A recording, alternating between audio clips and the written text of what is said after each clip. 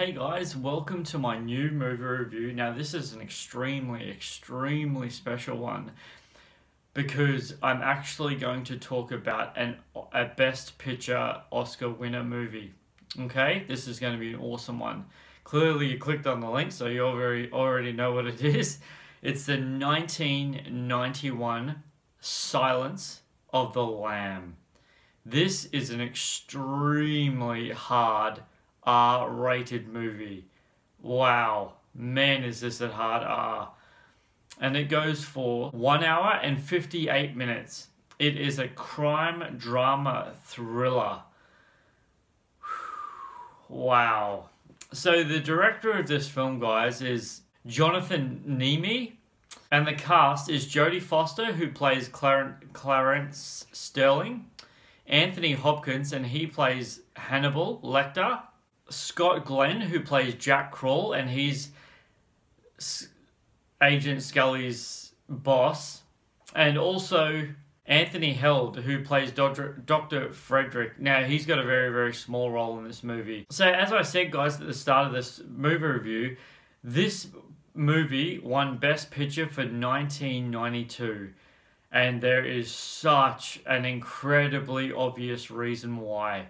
Because this movie is, wow. Seriously, wow. This movie is incredible.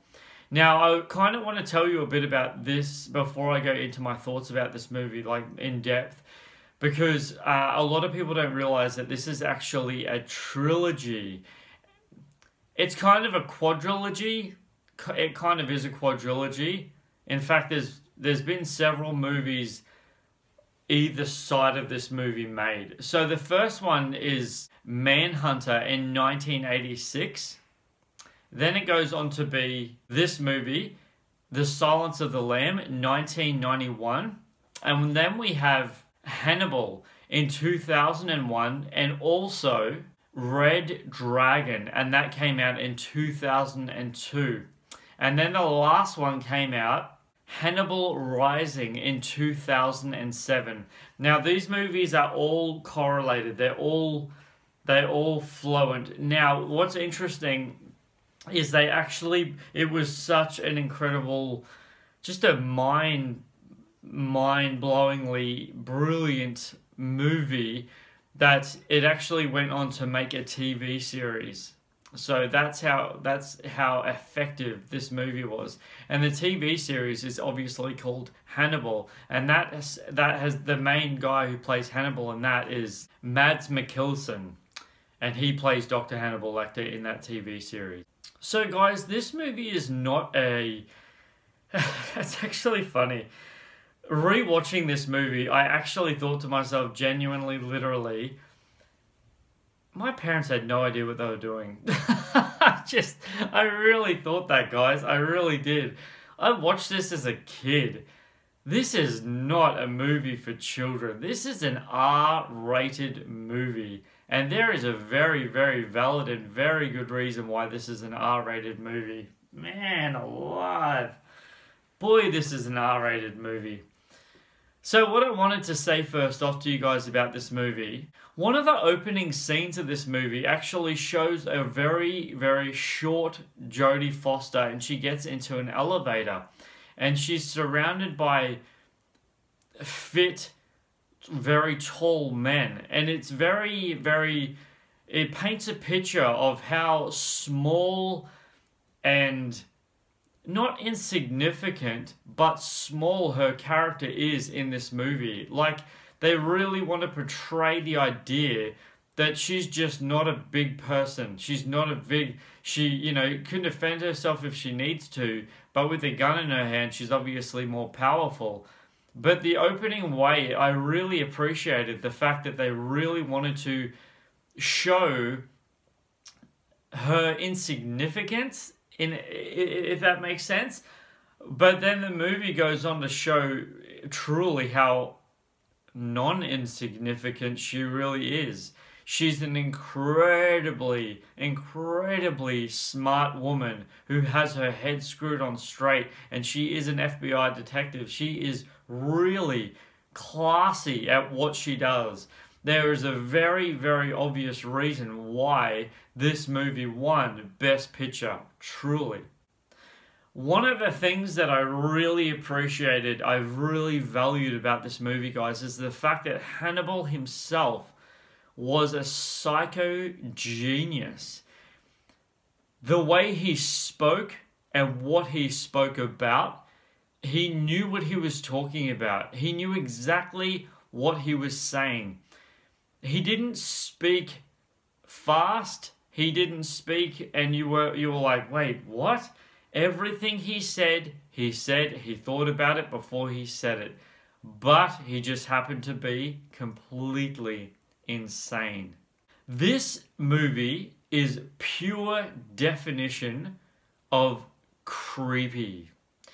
Now, there's a movie, I'll never give any spoilers away, guys, but if you haven't seen this movie, there's a brilliant scene where she's going in to see Hannibal Lecter for the first time. And as she's walking down this corridor, it's not dark, but it has this eerie effect to it.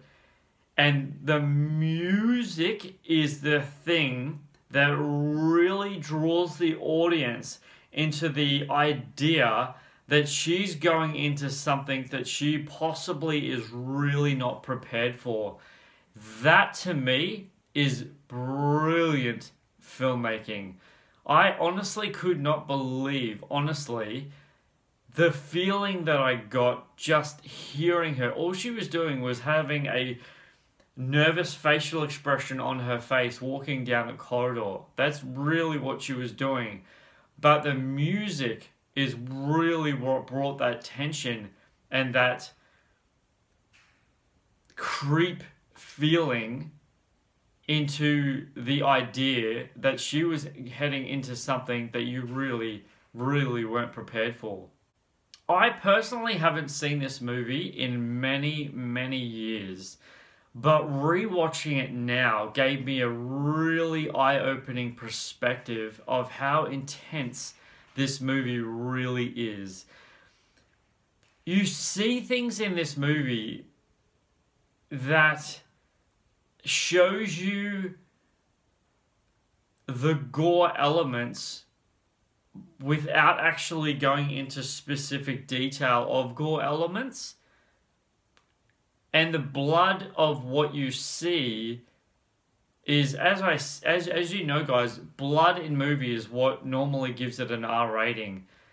And if you actually look at a movie and to see what it actually is that you're watching, it's the camera movement and the music is what gets people really, really involved and invested in what you think is actually happening, but actually what really isn't happening. So on the surface, it actually is very,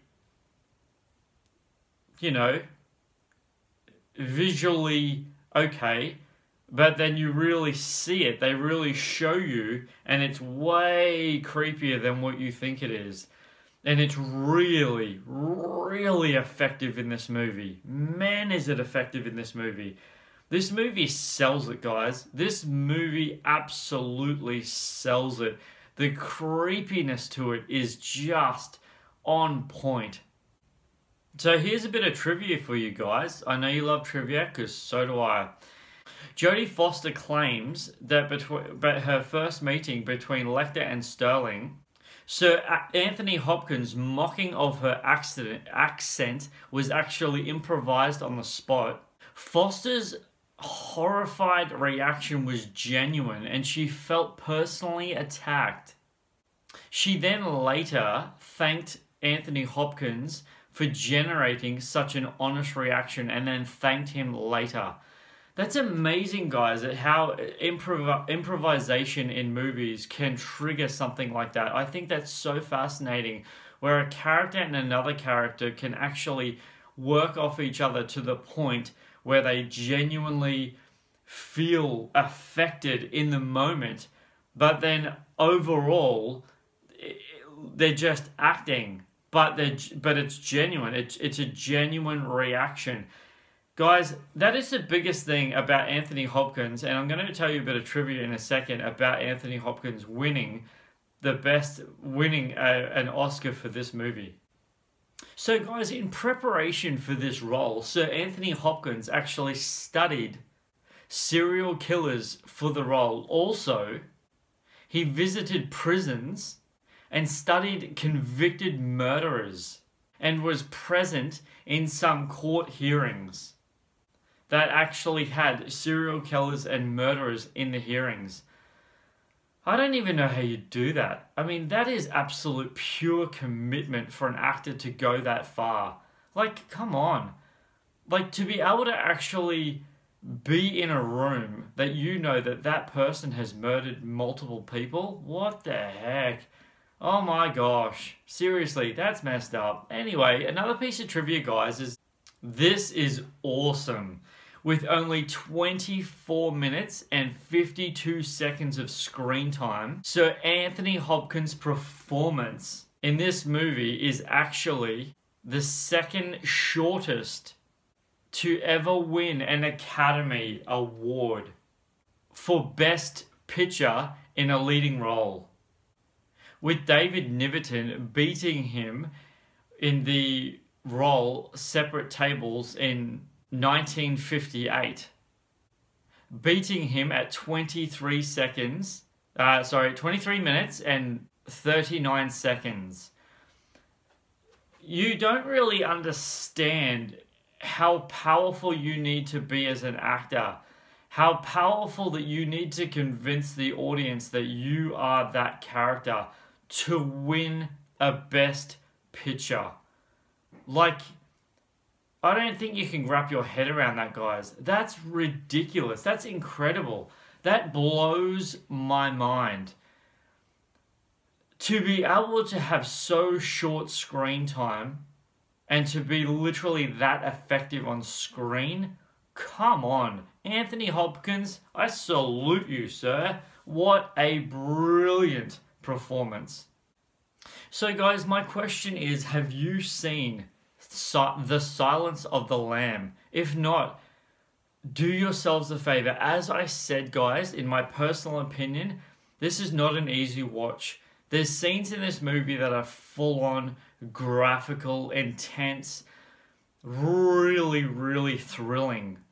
But there's a reason why it won Best Picture, because it's absolutely brilliant. The Best Picture winner for 1992, and I salute it. 100% a definite must-watch in my books, guys. 100%. As I said, R-rated movie, so it's not an easy movie to sit down and just, chill out to. It's very full-on, very intense, very incredible.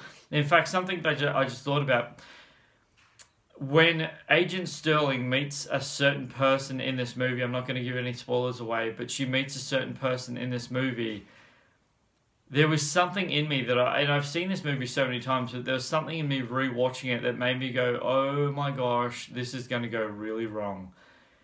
Just the way it's set up and the way they acted towards each other was just brilliant. Guys, this is definitely a must-watch in my books. Absolutely 100%. Have you seen Silence of the Lamb? If so, please leave a comment. If you haven't, go and check it out. Let me know what your thoughts are about this movie. I'd really appreciate that. If you haven't, please subscribe already. If you like this movie review, I'd love it if you left a thumbs up on that. I really appreciate it.